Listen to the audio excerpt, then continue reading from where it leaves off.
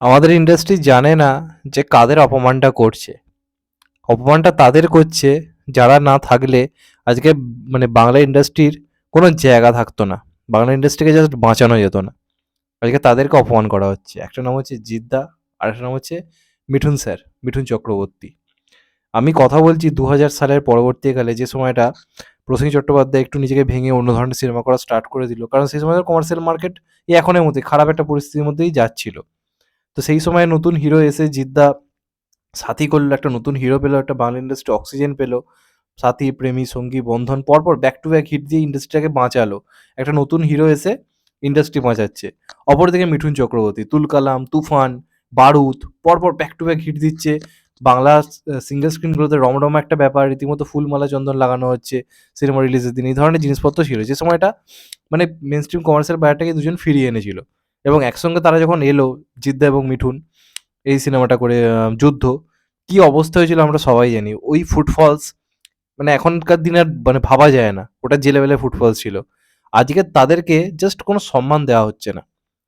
সেটা কিছু পলিটিক্যাল কারণ হতে পারে, সেটা কিছু ব্যক্তিগত কারণ হতে পারে, কিছু দলবাজি থাকতে পারে, যে কারণে দুজনকে কোনো রকম সেইভাবে সাপোর্ট করা হচ্ছে না। তাও তো আমি বলবো মিঠুন চক্রবর্তী কিছুটা হলেও সাপোর্ট পেয়েছে, যে অন্ততপক্ষে তার কাবুলিওয়ালা নন্দনে রিলিজ করতে পেরেছে। অন্ততপক্ষে তিনি এসবিএফ এর সঙ্গে কাজ করার অন্তত এখনো সুযোগটা পাচ্ছেন। জিদ্দাকে তো সেটুকুও দেওয়া হয় না। তো কথা বলছি বেসিক্যালি একটা অ্যাওয়ার্ড শো নিয়ে, WBFJ অ্যাওয়ার্ড শো যেটার নাম, যেখানে বেশ কয়েকজন কিছু ভালো ভালো অ্যাওয়ার্ড পেয়েছে। সেগুলো নিয়ে আমি খুশি। যেমন দেবদা পেয়েছে বেস্ট পপুলার অ্যাক্টর অ্যাওয়ার্ড, আমি খুশি হয়েছি। দেবদার পাওয়াটা ডিজার্ভ করে, এবং আমি বারবার বলে এসেছি দেবদা এইসবের মধ্যে নেই। কে কি দলবাজি করছে সবার মধ্যে দেবদা নেই, এবং দেবদা কোনো পলিটিক্যাল সাপোর্ট যে পায় না, সেটা দেবদার যখন প্রজাপতি রিলিজ করলো না নন্দনে, তখনই আপনারা বুঝে গেছেন। এবং যদি পলিটিক্যাল সাপোর্ট পেতো তাহলে আজকে ডাঙ্কি সেলারের মাঝে এইভাবে চাপে পড়তেও হতো না। তো পলিটিক্সে আছে বা দেবদা হিউজ কিছু পায় তা কিন্তু নয়। তো দেবদার অ্যাওয়ার্ড পাওয়া নিয়ে আগেও বলেছি কোনো প্রবলেম নেই, সেটা নিয়ে আমার কোনো বক্তব্য নেই। কিন্তু আমি কিছু নমিনেশন লক্ষ্য করলাম, যত সব আল-ফাল অনেক উল্টোপাল্টা সিনেমা রয়েছে যেগুলো ইন্ডাস্ট্রিতে কোনো অবদান নেই। যে সিনেমাগুলো ঘন্টা কিছু এফেক্ট ফেলতে পারে না আমাদের ইন্ডাস্ট্রিতে, ইন্ডাস্ট্রি এগিয়ে যাওয়ার ক্ষেত্রে, সেইগুলোর নাম রয়েছে। অথচ কাবুলিওয়ালা এত ভালো একটা কাজ, সেটা নমিনেশনে নেই।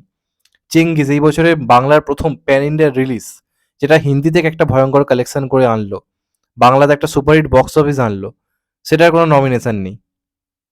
এই যে জিনিসগুলো, এগুলো থেকে এরা কি প্রমাণ করতে চাইছে? যে যারা আমাদের দলের মধ্যে রয়েছে, যাদের যার যা যাদের মাথায় হাত বুলিয়ে আমাদের দিনকাল চলে, শুধু তাদেরকেই রাখবো লিস্টে, বাদ বাকিটা ভাড়মে যাক। এটা আমার মাথায় ঢোকে না। আজকে বেস্ট অ্যাক্টরের সম্মান পেল প্রসেনজিৎ চট্টোপাধ্যায়। আমি তো যে খুব একটা খুশি হতে পারলাম না। শেষ পাতা আমি দেখেছি, শেষ পাতা আমার অবশ্যই বলছি না খারাপ সিনেমা, কিন্তু ওটা সব দর্শকের জন্য সিনেমাটা নয়। ওই সিনেমাটা এমন কিছু একটা সিনেমা নয় যেটা আমাদের ইন্ডাস্ট্রিকে 10 বছর এগিয়ে নিয়ে গেছে, ঠিক আছে? এমন কিছু একটা সিনেমা নয়, বা পারফরমেন্সে এমন কিছু আহামরি আমার মনে হয়নি যেটা দেখে আমি বলে দেবো যে সেইটা বেস্ট অ্যাক্টর অ্যাওয়ার্ড পেয়ে যাবে। অথচ সেই লিস্টে রয়েছে মিঠুন চক্রবর্তীর কাবুলিওয়ালা। যে সিনেমাটা দেখে যারা ছবি বিশ্বাসের কাবুলিওয়ালা দেখেছে, তারাও বাড়ি ফিরে বলছে মিঠুন চক্রবর্তী যেন ওটাকেও ছাপিয়ে গেছে। অথচ সেই সিনেমার না আছে পরিচালকের নাম নমিনেশনে। অনেক অনেক পরিচালকের নাম রয়েছে, যিনি পরিচালক সুমন দা, তার নাম নেই। সাইড অ্যাক্টরে আবির দা, সৈনিধির নাম নেই।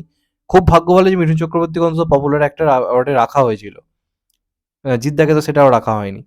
এটা এটা লজিকটা আমি বুঝছি না। কি বেসিসে এগুলো হয়, অ্যাওয়ার্ড অনুষ্ঠানগুলো হয়? সত্যি ভাবার বিষয়। বাংলা কমার্শিয়াল সিনেমাকে একপাশে করে দেওয়া হচ্ছে। সেটা আমি জিদ্দার ক্ষেত্রে বলছি, যে কমার্শিয়াল সিনেমাকে একপাশে করে দেওয়া হচ্ছে।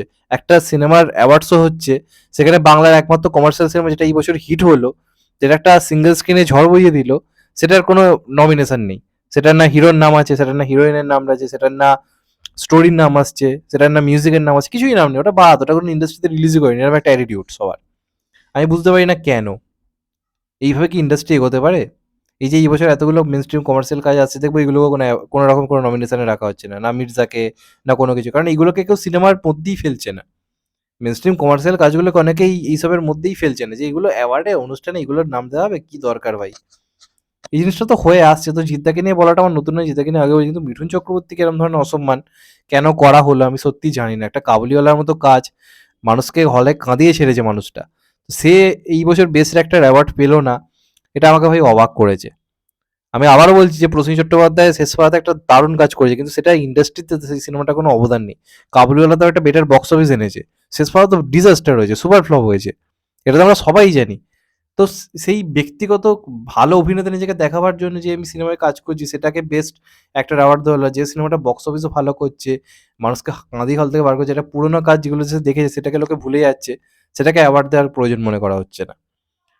মানে অবাক হয়ে গেলাম, যে সত্যি বলতে গেলে অবাক হয়ে গেলাম। এই ধরনের অ্যাওয়ার্ড শোগুলো দেখতে জাস্ট ইচ্ছে হয় না। ভাটের নমিনেশন, ভাটের অ্যাওয়ার্ড শো, সত্যি কথা বলতে গেলে।